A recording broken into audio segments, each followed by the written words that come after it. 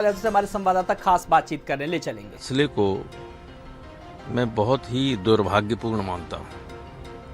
उत्तर प्रदेश की 60% से ज्यादा आबादी को आरक्षण की सुविधा से आरक्षण के अनुसार चुनाव लड़ने से वंचित कर दिया गया है और इसमें साजिश उत्तर प्रदेश सरकार की है, जिसने बार बार न्यायालय के कहने के बावजूद तथ्य न्यायालय के सामने नहीं रखे।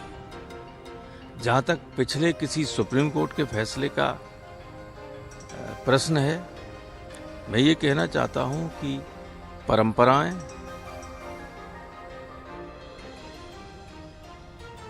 किसी भी संविधान की धारा या कानून के लिखे हुए अंश के समान ही मान्य होती है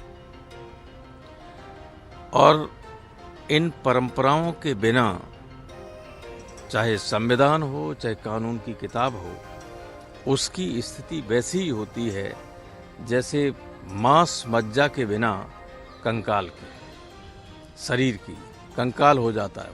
उसको वो जीवंत तभी रहता है जब धमनियों में खून बहे, मांस मज्जा से सुसज्जित शरीर हो।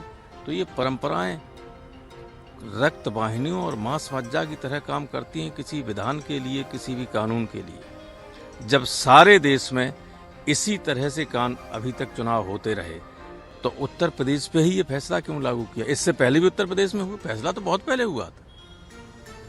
तो ये अजीब सी स्थिति है। अगर साजिश न होती उत्तर प्रदेश सरकार की तो न्यायालय ये फैसला नहीं कर सकता। न्यायालय को सही दिशा में ले जाने के लिए, सही फैसला लेने के लिए जो सहायता गवर्नमेंट को या गवर्नमेंट के वकीलों को करनी चाहिए थी, वो नहीं की गई।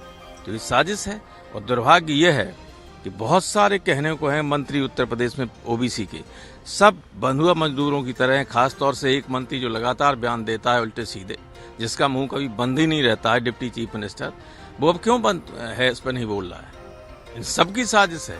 वोट लेंगे, पिछड़ों के बल पर सरकार बना लेंगे और पिछड़ों को ही लगातार धोखा देने का काम कर रही है। आपको लगता है कि अब यूपी सरकार चुनाव कराएगी जिस तरह के फैसले आए हैं? चुनाव तो कराएगी। अभी तो सुप्रीम कोर्ट भी है, लोग सुप्रीम कोर्ट में भी जाएंगे। जिनका हक छीना गया है वो बैठे नहीं रह सकते चुप। और गवर्नमेंट अगर इसी तरह चलेगी तो 24 में एक सीट नहीं जीत सकते लोकसभा की ये बीजेपी उत्तर प्रदेश में। आपका एक ट्वीट आया है, उसमें साफ तौर पे ये लिखा है कि मौर्य की स्थिति बंधुआ मजदूरों जैसी। अगर बंधुआ मजदूर जैसी होती तो मौर्यों और पिछड़ों की बात करने वाला बोलता क्यों नहीं? ये गलत हुआ है, हम सुप्रीम कोर्ट में जाएंगे इसके खिलाफ। क्यों नहीं बोलते? He should speak. लेकिन वो जानते हैं कि बोलेंगे तो हटा दिए जाएंगे। यह है स्थिति। समाजवादी पार्टी की तैयारी कैसी है निकाय चुनाव को? समाजवादी पार्टी की पूरी तैयारी है, हर तरीके से चुनाव लड़ लेगी, लेकिन पिछड़ों के हकों पे जो डाका डाला जा रहा है उसके लिए भी हम लड़ेंगे। आपसे बात करने के लिए शुक्रिया। कैमरा पर्सन डीके के साथ पुष्कल, भारत समाचार, दिल्ली।